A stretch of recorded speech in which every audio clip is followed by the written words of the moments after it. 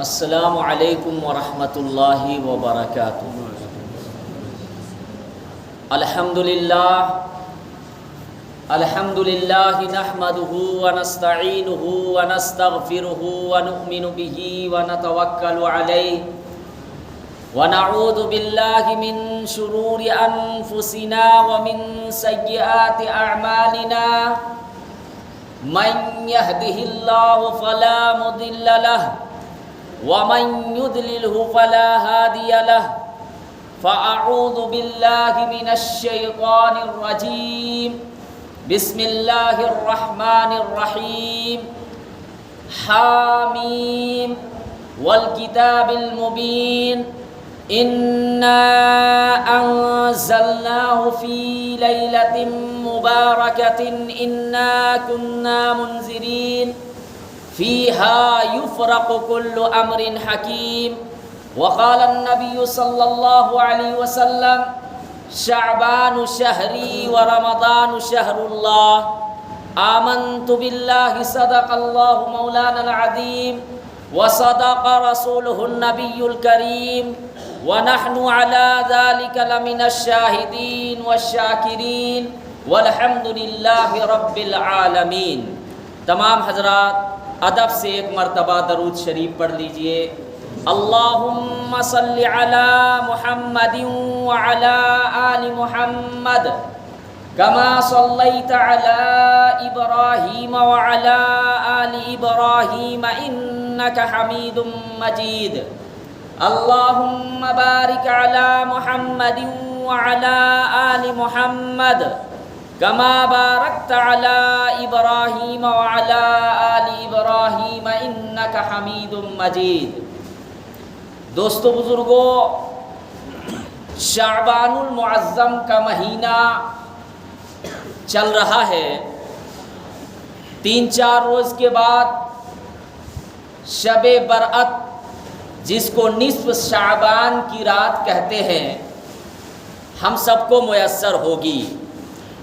غالباً منگل کے دن 7 تاریخ منگل پڑ رہا نا، 7 تاریخ کو شب برأت کی رات ہم لوگوں کو نصیب ہوگی، تو میں مناسب سمجھتا ہوں کہ اہم باتیں اور جو شب برأت کی رات میں جو خرافات اور برائیاں معاشرے کے اندر پھیل رہی ہے، جس کا قرآن و حدیث سے کوئی ثبوت نہیں ہے، اس پر روشنی ڈالوں گا۔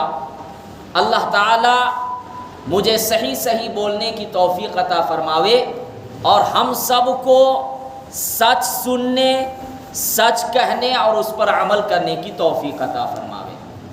ابھی میں نے آپ حضرات کے سامنے سورہ دخان کی ابتدائی آیت کی تلاوت کی ہے۔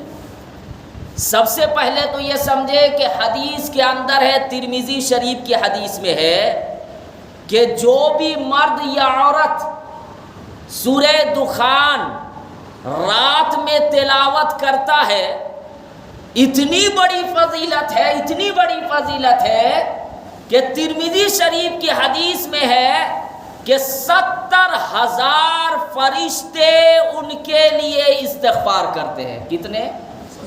70,000 فرشتے ان کے لیے استغفار کرتے ہیں۔ قرآن شریف کوئی معمولی کتاب نہیں ہے۔ یہ قرآن شریف کی جو سورتیں ہیں اور قرآن شریف میں ایک آیتیں ہیں، وہ بڑی قیمتی ہے، اور اللہ تبارک و تعالی آپ کو سکون اسی قرآن کریم کی تلاوت میں دیں گے۔ اگر کوئی آدمی بہت زیادہ پریشانی میں الجھن ہو یا تکلیفیں ہو یا پھر سحر جادو کا معاملہ ہو، جو آج کل مرد اور عورتیں کفر شرک میں مبتلا ہو جاتے ہیں، نہ جانے کن باباؤں کے چکر میں پڑے رہتے ہیں، اپنے پیسوں کو برباد کر دیتے ہیں۔ میں سب کو نہیں بول رہا ہوں، ماشاءاللہ بہت سے لوگ ہیں تقوی والے متقی لوگ جو شریعت کے مطابق دم کر دیتے ہیں قرآن کی آیات سے، ان کو میں غلط نہیں کہہ رہا ہوں، لیکن بہت سے ایسے بابا ہیں جو صرف پیسہ ایٹھتے ہیں اور قرآن و حدیث کے مطابق ان کا کام نہیں ہوتا، تو ایسے لوگوں کے پاس جائیں گے تو شرک میں مبتلا ہو جاویں گے، آپ کا عقیدہ خراب ہو جاوے گا، پتہ چلا اللہ سے چھوڑ کے آپ ان کے چکر میں پھنس گئے، پیسہ بھی برباد۔ تو آپ کیا کریں کہ اگر آپ کو ایسی پریشانیاں آ جائے، ایسی تکلیفیں آ جائے، یا آپ کو لگے کہ کوئی سحر جادو کا معاملہ ہے، اللہ کی مقدس کتاب کو اٹھائیے، قرآن شریف پڑھیے، خدا کی قسم آپ کی جتنی پریشانیاں ہیں، جتنی تکلیفیں ہیں، جو بھی آپ کو لگتا ہے کہ فلاں آدمی کہیں مجھے کچھ کر تو نہیں دیا ہے، سب کے سب دور ہو جاویں گے۔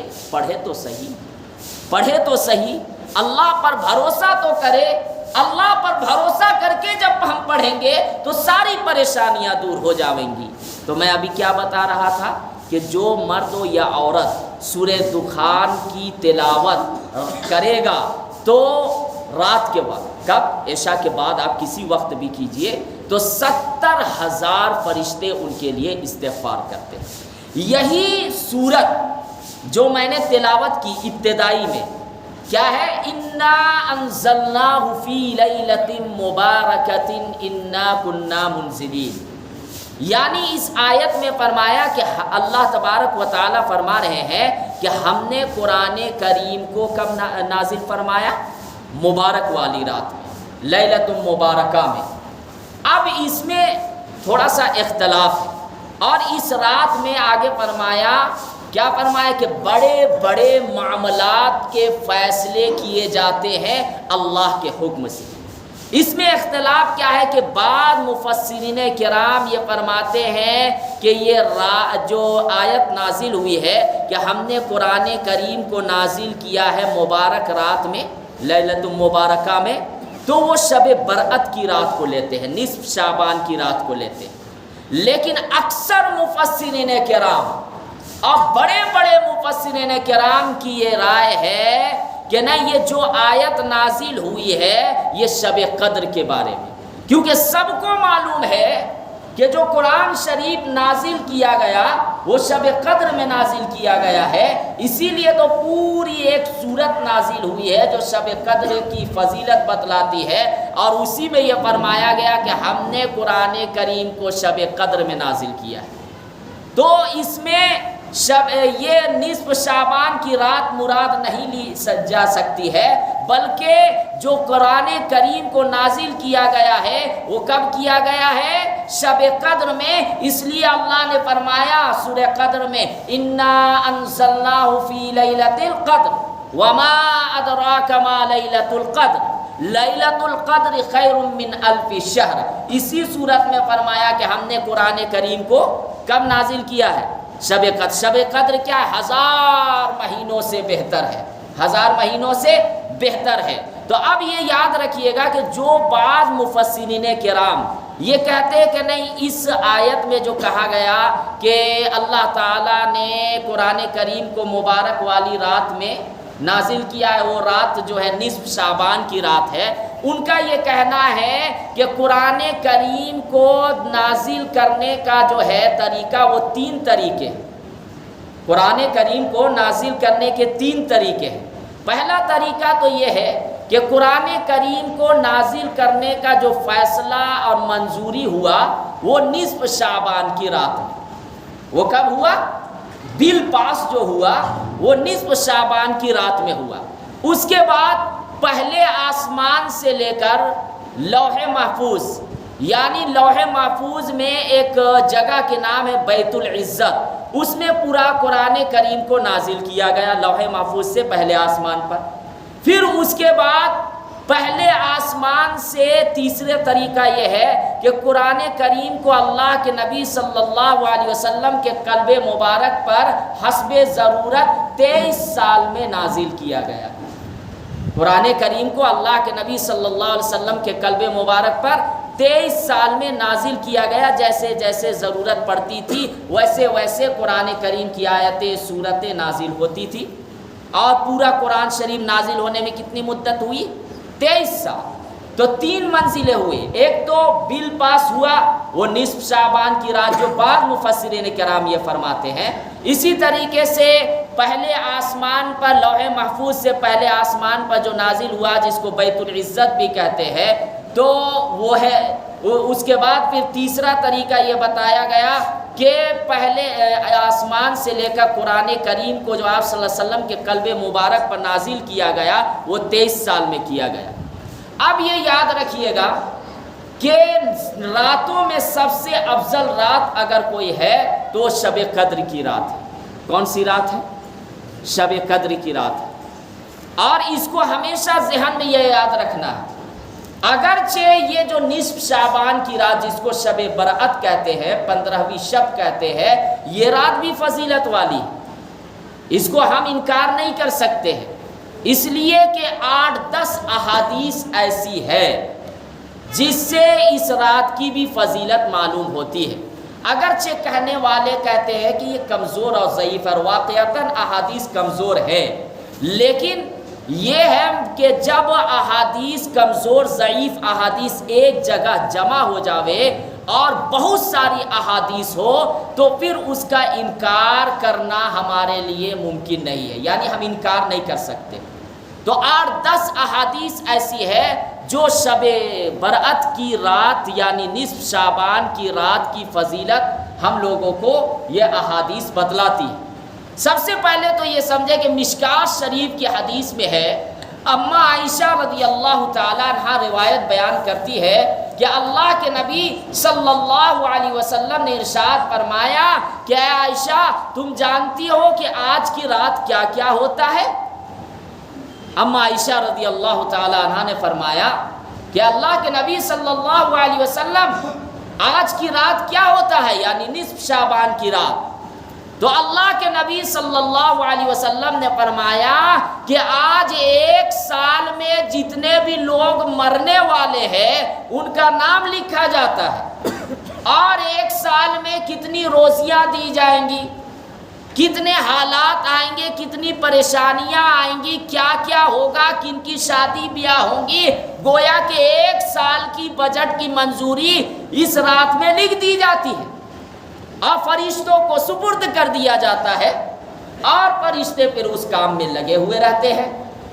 اسی طریقے سے صحیح حدیث سے ثابت ہے، حضرت اسامہ رضی اللہ تعالیٰ عنہ روایت بیان کرتے ہیں کہ اللہ کے نبی صلی اللہ علیہ وسلم اس مہینے میں جو یہ مہینہ ہے ہم لوگوں کو نصیب ہوا، اللہ کے نبی صلی اللہ علیہ وسلم کثرت کے ساتھ روزہ رکھا کرتے تھے، گاہے گاہے پورے مہینہ روزہ رکھ لیا کرتے تھے۔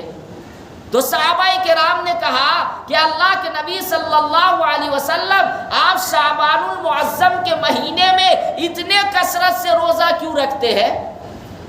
اللہ کے نبی صلی اللہ علیہ وسلم نے ارشاد فرمایا اس وجہ سے کہ یہ ہمارے اعمال جو ہم اعمال کرتے ہیں وہ اللہ کے بارگاہ میں پیش کیا جاتا ہے، اور میری خواہش یہ ہے، میری تمنا یہ ہے کہ جب اللہ کے بارگاہ میں میرے اعمال پیش کیے جائے تو میں اس حال میں رہوں کہ میں روزے کی حالت میں رہوں۔ میں کس حالت میں رہوں؟ روزے کی حالت میں رہوں۔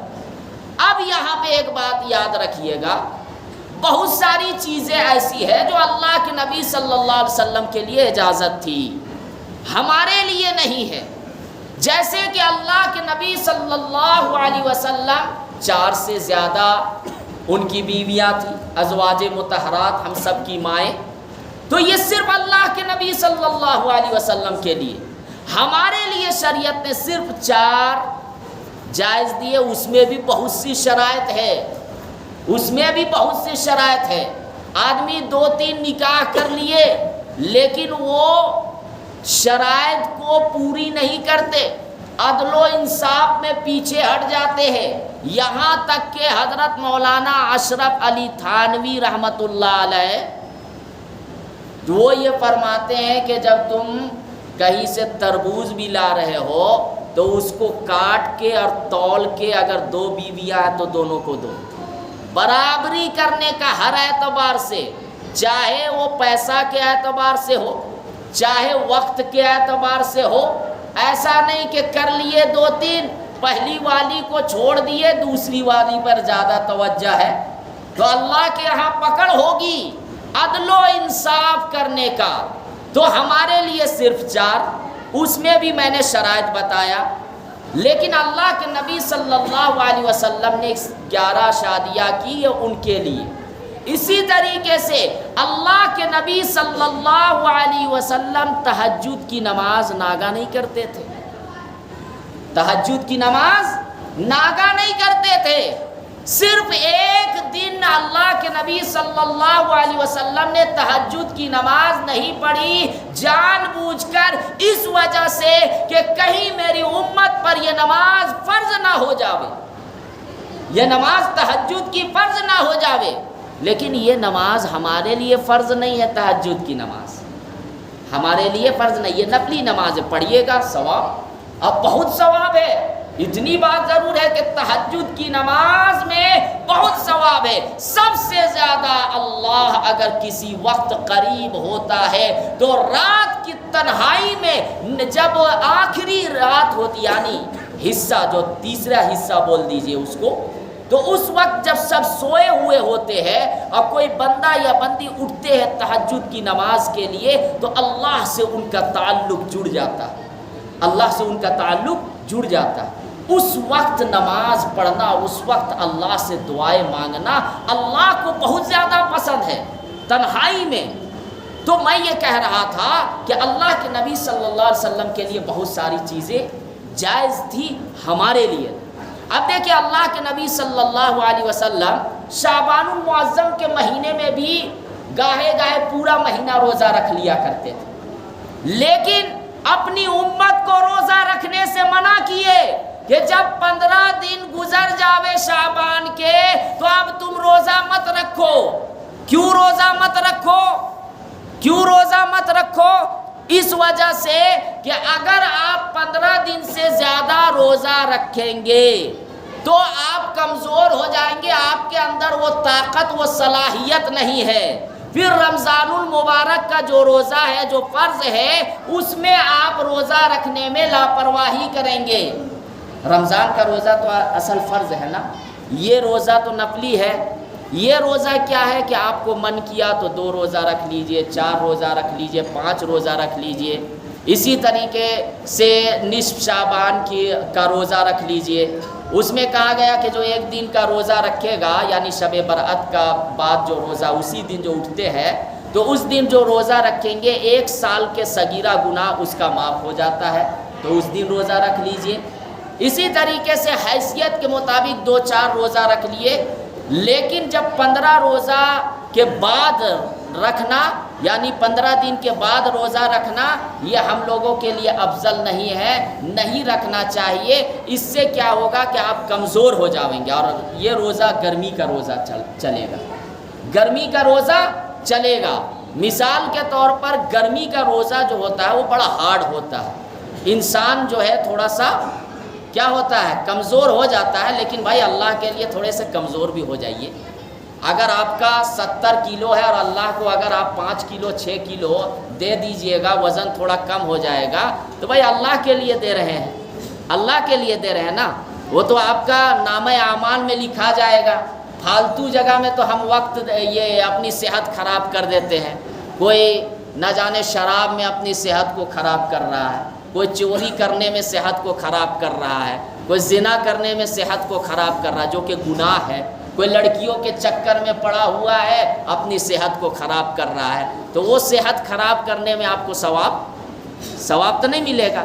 لیکن اگر آپ روزہ رکھ رہے ہیں اور اگر آپ کا وزن کم ہو گیا تو اللہ تبارک و تعالیٰ کے لیے آپ روزہ رکھ رہے ہیں، اللہ کو خوش کرنے کے لیے، اور اللہ کہہ رہا کہ اگر تم میرے لیے روزہ رکھو گے انعام بھی میں ہی دوں گا۔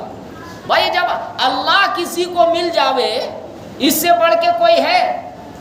اب دیکھیے دنیاوی لحاظ سے اگر کسی انسان کا کسی بڑا آدمی سے تعلقات ہو جاوے، پردھان منتری سے ہو جاوے، ایک مثال دے رہے ہیں، یا فلاں نیتا صاحب سے ہو جاوے، تو وہ اپنے آپ کو ہر جگہ چرچا کرتا ہے، میرے سے ٹکر مت لینا مجھ سے، ورنہ میں کچھ بھی کر سکتا ہوں دنیاوی لحاظ سے۔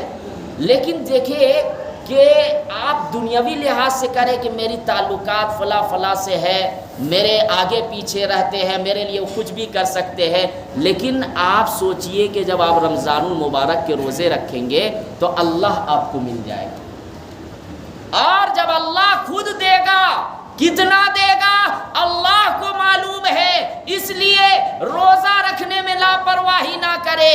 اگر کوئی آدمی حیثیت، طاقت ہے، قدرت ہے، مسافر نہیں ہے، اللہ نے آپ کو صحت سے نوازا ہے، مقیم ہے، ایک دم بالکل لاپرواہی نہ کرے، ابھی سے تیاری شروع کر دے۔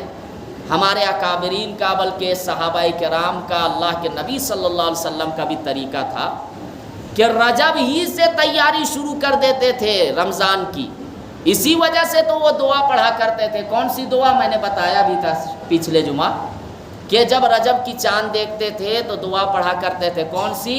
اللہم بارک لنا فی رجب و شعبان و بلغنا رمضان، کہ اللہ ہمارے لیے رجب میں بھی برکت نازل فرما، شعبان میں بھی برکت نازل فرما، اور ہمیں رمضان المبارک تک پہنچا۔ تو اس لیے ہمیں ابھی سے بیٹری چارج کرنی چاہیے۔ بیٹری چارج کرنے کا مطلب کیا؟ بیٹری چارج کرنے کا مطلب یہ ہے کہ بہت سے برائیاں جو ہے اس کو، اب رمضان آ رہا ہے، اس کو ختم کریں۔ رمضان آتا ہے لیکن بہت سے خرافات، برائیاں ہیں جو ہم کرتے ہیں۔ یاد رکھیے گا، چاہے 15ویں شعبان کی رات ہو جس کو شب برأت کہتے ہیں، چاہے شب قدر کی رات ہو یا رمضان کے آخری عشرے کی رات ہو، یاد رکھیے گا جب تک آپ ان چیزوں کو نہیں چھوڑیے گا جو میں بتانے والا ہوں، آپ کی بخشش نہیں ہوگی، آپ کی مغفرت نہیں ہوگی۔ آپ اللہ اللہ کرتے رہیے، آپ نمازیں پڑھتے رہیے، لیکن کچھ چیزیں ایسی ہے جو اس کو نہیں چھوڑنے سے، توبہ استغفار نہیں کرنے سے آپ کی بخشش ہو ہی نہیں سکتی۔ حدیث کے اندر ہے کہ اللہ کے نبی صلی اللہ علیہ وسلم نے ارشاد فرمایا کہ جو شخص مشرک ہے اور جو شخص اپنے اندر کینہ رکھتا ہے، یاد رکھیے گا چاہے نصف شعبان کی رات ہو یا رمضان میں شب قدر کی رات ہو، اگر آپ عبادتیں کر رہے ہیں آپ کی بخشش نہیں ہو سکتی، اللہ آپ کے گناہ کو معاف نہیں کر سکتا جب تک آپ شرک کو نہیں چھوڑیے گا، جب تک اپنے دل کو آئینے کی طرح صاف نہیں رکھیے گا۔ ایک طرف اگر ہم عبادتیں کر رہے ہیں، ایک طرف اگر ہم کو اللہ کی عبادتیں کر رہے ہیں، قرآن کی تلاوتیں کر رہے ہیں، نمازیں پڑھ رہے ہیں، زکوٰۃ صدقات ادا کر رہے ہیں، لیکن اپنے اندر کی دل میں کینہ رکھے ہوئے ہیں، کسی سے دشمنی رکھے ہوئے ہیں، کسی کو تکلیف پہنچانے کا ہمارا مقصد ہے، خدا کی قسم وہ مثال دیا گیا ہے کہ اگر کوئی آدمی گھڑا میں پانی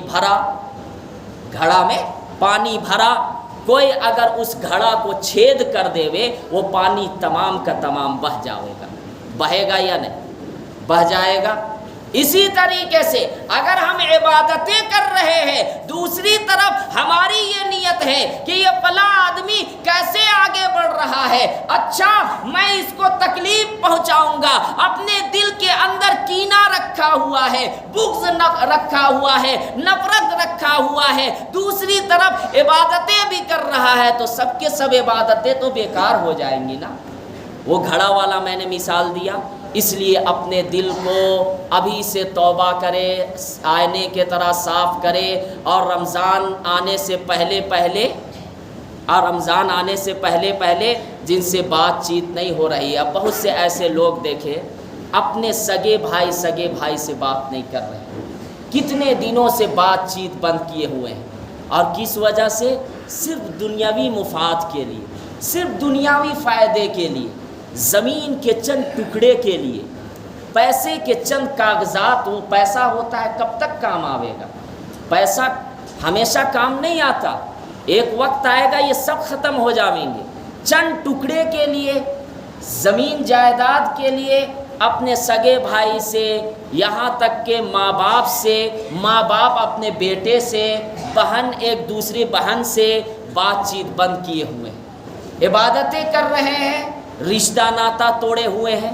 حدیث کے اندر یہ بھی ہے، مشکات شریف کی حدیث میں ہے کہ اللہ کے نبی صلی اللہ علیہ وسلم نے ارشاد فرمایا کہ جو شخص رشتہ ناتا توڑا ہوا ہے، ہم لوگوں کو جائزہ لینا چاہیے، رشتہ ناتا توڑا ہوا ہے، پہل بھی نہیں کرتا، بات کرنے کی کوشش بھی نہیں کرتا، یاد رکھیے چاہے وہ شب برأت کی رات ہو، چاہے وہ شب قدر کی رات ہو، اس رات اس کی بھی بخشش نہیں ہوگی، اس رات اس کی بھی بخشش نہیں ہوگی۔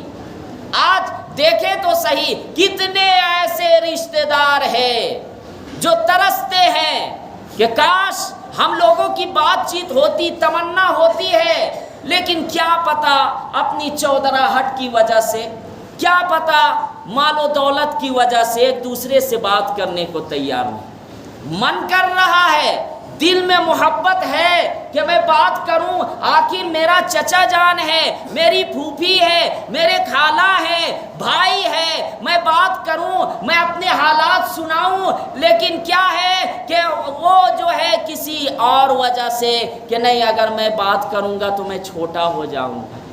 اگر اللہ کے لیے کوئی چھوٹا ہو جائے، اگر کوئی پہل کرے، اللہ تبارک و تعالی میدان محشر میں آپ کو وہ انعام دے گا کہ دیکھنے والے دیکھتے رہ جائیں گے۔ حدیث کے اندر کہا گیا کہ جو 3 دن تک اپنے مسلمان بھائی سے بات چیت بند کرے گا، 3 دن تک، وہ ایسا ہے جیسے اپنے مسلمان بھائی کا خون بہا دیا۔ آج ہم دیکھیں کہ ہم عبادت کرنے کو تیار ہے، لیکن ان چیزوں میں ہم بہت پیچھے ہے یا نہیں ہے؟ پیچھے ہے یا نہیں؟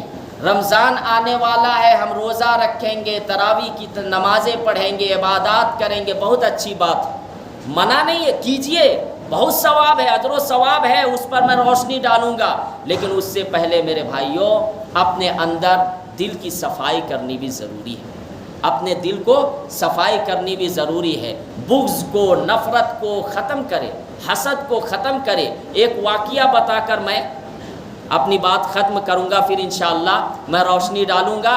یہ یاد رکھیے گا کہ دل صاف کرنے کا اور جو اپنا دل آئینے کی طرح صاف رکھتا ہے، حدیث کے اندر بہت بڑی فضیلت ہے۔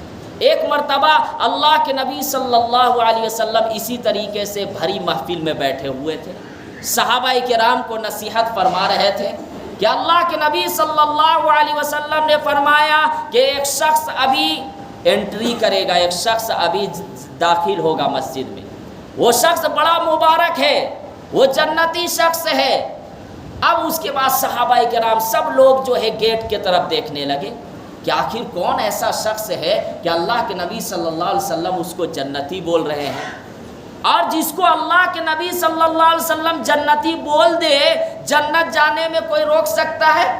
نہیں روک سکتا ہے۔ اب تمام صحابہ کرام گیٹ کی طرف دیکھ رہے ہیں تو ایک شخص داخل ہوتا ہے اور اس کے بعد جہاں جگہ ملتی ہے اطمینان سے بیٹھ جاتا ہے، اس کے بعد پھر سن کر واعظ و نصیحت چلا جاتا ہے۔ پھر دوسرے دن اللہ کے نبی صلی اللہ علیہ وسلم نے فرمایا کہ ایک شخص ابھی داخل ہوگا، بڑا مبارک شخص ہے، جنتی شخص ہے۔ صحابہ کرام پھر گیٹ کی طرف دیکھنے لگتے ہیں تو وہی شخص، وہی صحابی پھر حاضر ہوتا ہے اطمینان سے، جہاں جگہ ملتی ہے وہ اطمینان سے بیٹھتا ہے، واعظ و نصیحت سنتا ہے، پھر چلا جاتا ہے۔ تیسرے دن پھر اللہ کے نبی صلی اللہ علیہ وسلم وہی جملہ کہتے ہیں۔ اب یہ حضرت عبداللہ بن عاص رضی اللہ تعالیٰ عنہ ایک صحابی ہے، وہ سوچتے ہیں کہ آخر یہ کیا اعمال کرتے ہیں کہ اللہ کے نبی صلی اللہ علیہ وسلم تینوں دن جنتی کا بشارت دے رہے ہیں۔ یہ واقعہ صرف سننے کا نہیں ہے، یہ ہم سب کے لیے عبرت، ہم ہو یا آپ ہو۔ اب اللہ کے نبی صلی اللہ علیہ وسلم کے کہنے پر حضرت عبداللہ بن عاص رضی اللہ تعالیٰ عنہ اس صحابی کا پیچھا کرتے کرتے ان کے گھر چلے جاتے ہیں اور بہانہ کرتے ہیں کہ میں آپ کے گھر میں چند دن رہنا چاہتا ہوں، میرے والد صاحب سے کچھ باتیں ہو گئی۔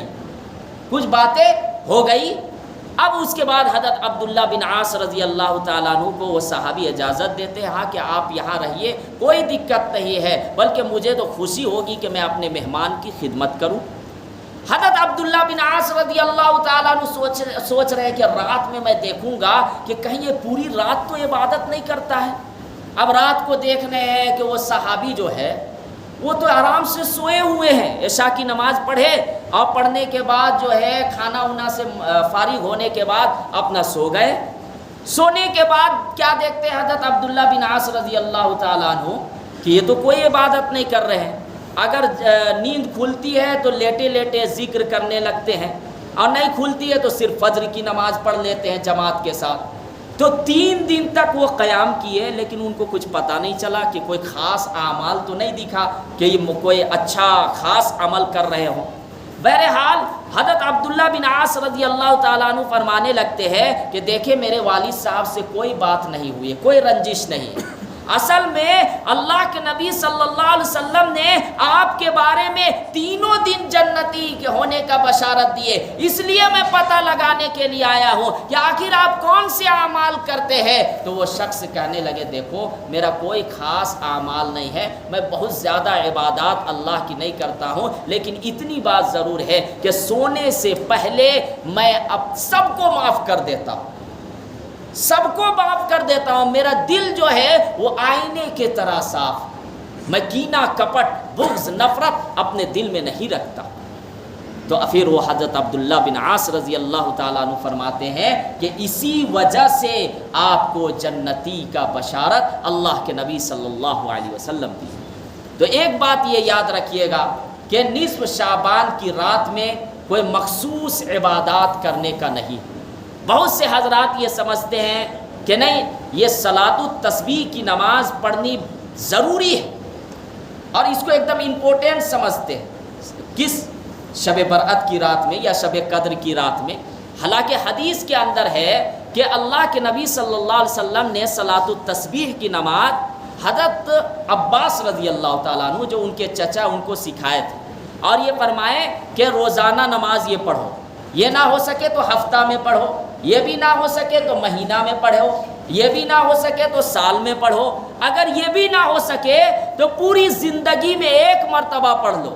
لیکن حدیث کے اندر یہ نہیں کہا گیا ہے کہ تم جو ہے کیا کرو نصف شعبان کی رات میں پڑھو یا شب قدر کی رات میں پڑھو، یہ نہیں کہا تذکرہ ہے۔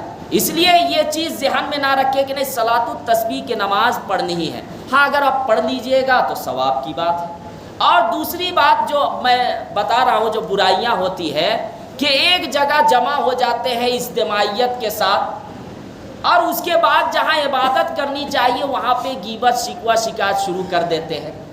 عبادت کہیں سے بھی ہو سکتی ہے، بہت سے لوگ یہ سمجھتے ہیں کہ نہیں مسجد میں جانا ہی ضروری ہے۔ عبادت اگر آپ رات میں گھر میں بھی کیجئے گا تو اللہ تعالیٰ آپ کی عبادت قبول کریں گے۔ مسجد میں بھی آ رہے ہیں تو آپ جو ہے تنہائی میں کوشش کریں عبادت کرنے کا، اجتماعیت کے ساتھ ثبوت نہیں ہے، اجتماعیت کے ساتھ ثبوت نہیں ہے۔ لیکن اگر آپ اس اجتماعیت میں اگر عبادت کر رہے تو کوشش کریں کہ غیبت شکوہ شکایت نہیں کرنے کا۔ اسی طریقے سے بہت سے لوگ یہ کرتے ہیں کہ قبرستان جا رہے ہیں، حالانکہ قبرستان جانے کا اور موت کو یاد کرنے کا، لیکن یہاں پہ دیکھیے گا کہ نصف شعبان کی رات میں لوگ ہنستے ہوئے قبرستان جاتے ہیں۔ افسوس کی بات ہے یا نہیں؟ حضرت عثمان غنی رضی اللہ تعالیٰ عنہ تو قبر میں کھڑے ہوتے تھے تو بچوں کی طرح جیسے ہچکیاں لے لے کر روتے تھے۔ بچہ کوئی چیز جب ضد کرتا ہے اور اس کو نہیں ملتی ہے تو بچہ کیسے روتا ہے؟ حضرت عثمان غنی رضی اللہ تعالیٰ عنہ قبر کو دیکھ کر روتے تھے، تڑپ جاتے تھے کہ ایک دن مجھے یہاں آنا ہے، نہ جانے کیا ہوگا۔ صحابہ کرام کی یہ کیفیت ہوتی